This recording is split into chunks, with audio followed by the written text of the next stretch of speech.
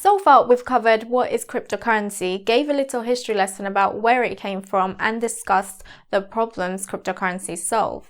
Today, we'll be learning about what you can do with cryptocurrency. So, if you're ready, let's get this lesson started.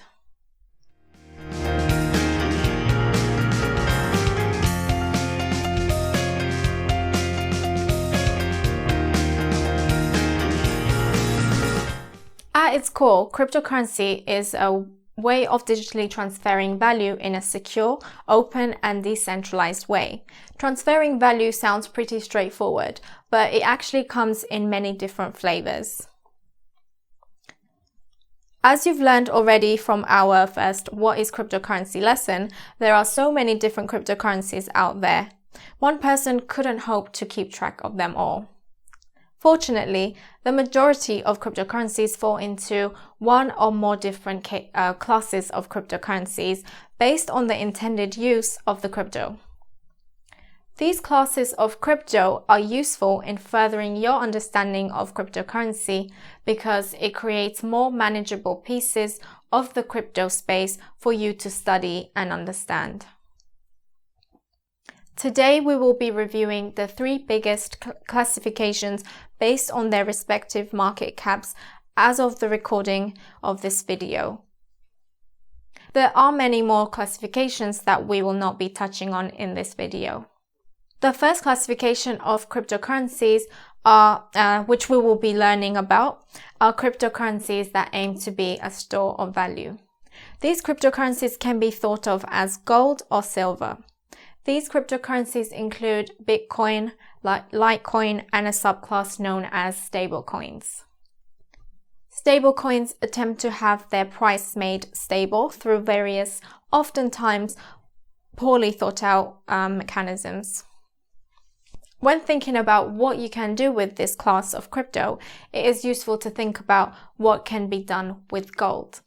Gold can be used vaulted away as a store of value until it is needed in the future. It can be used to settle accounts through transferring ownership. It can be used as collateral, and it can be used as proof of wealth. With Bitcoin and similar coins, you can do exactly the same, but oftentimes with lower associated costs and less intermediaries involved. For instance, you can easily validate the wealth of an individual by looking at the Bitcoin stored in a particular public address on the blockchain. The second class of cryptocurrencies are cryptocurrencies that are used as currency or digital cash. These are cryptocurrencies like Dash and Bitcoin Cash.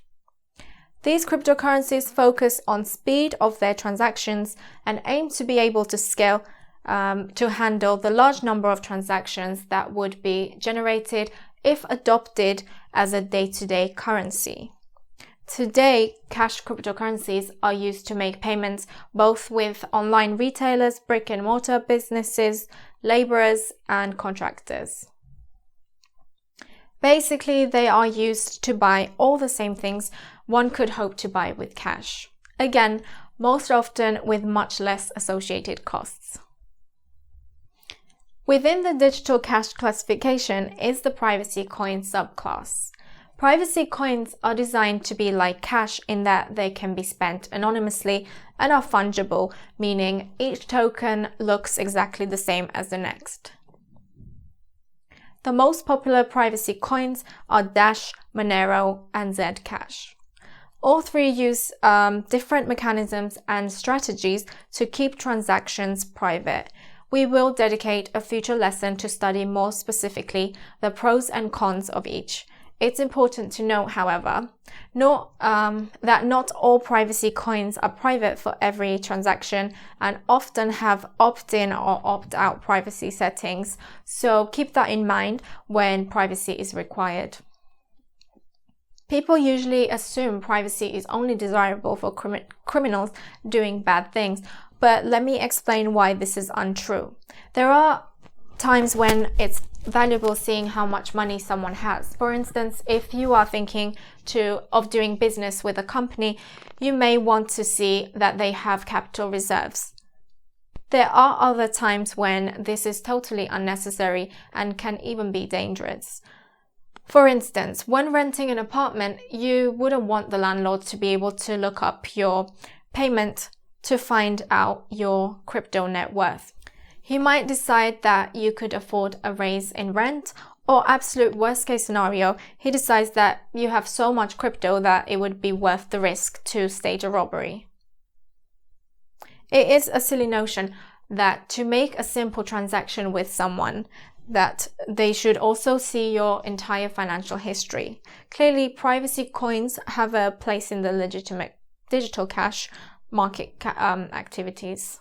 Last but not least, the third classification of cryptocurrency are those that are used to form contracts.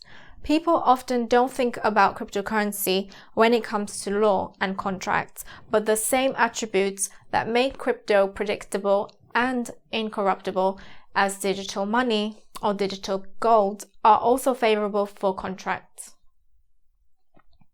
Cryptocurrencies in this class include Ethereum, EOS, NEO, and many others. As of this lesson, the legal contract cryptocurrencies are in their infancy, but are posed to revolutionize the way disputes are handled, identity is proven, land and other assets are titled, and generally how we do business amongst ourselves.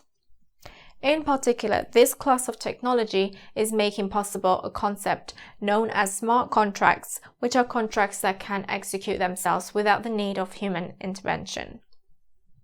Essentially, these are contracts run by robots and programmed by humans. Don't worry, we will be dedicating a separate lesson to smart contracts in the future. Now, we tried our best to keep this lesson bite-sized, but as you can see, there is a lot you can do with cryptocurrency, and honestly, we only touched upon a small number of the many uses already in existence. Today's homework is to let us know what your favorite use for cryptocurrency is in the comment section. Join our next class where we will delve into the topic of how price discovery happens in cryptocurrency, or put plainly, how does cryptocurrency get its price? If you support the work we do, please consider contributing to our crowdfunding campaign or becoming a sponsor. We would like to thank this semester's sponsor, the Children of Armenia Fund, for their support of the Հայկական Crypto Դպրոց. Co-op is a non-profit organization that uses community-led approaches aimed at improving the quality of life in rural Armenia. Their work ensures the development of healthy, educated, and economically viable rural communities. In its first 12 years, Co-op has raised over $25 million and implemented programs in more than 44 villages. I hope you enjoyed today's lesson. Bye for now, my lovely students. See you in the next class.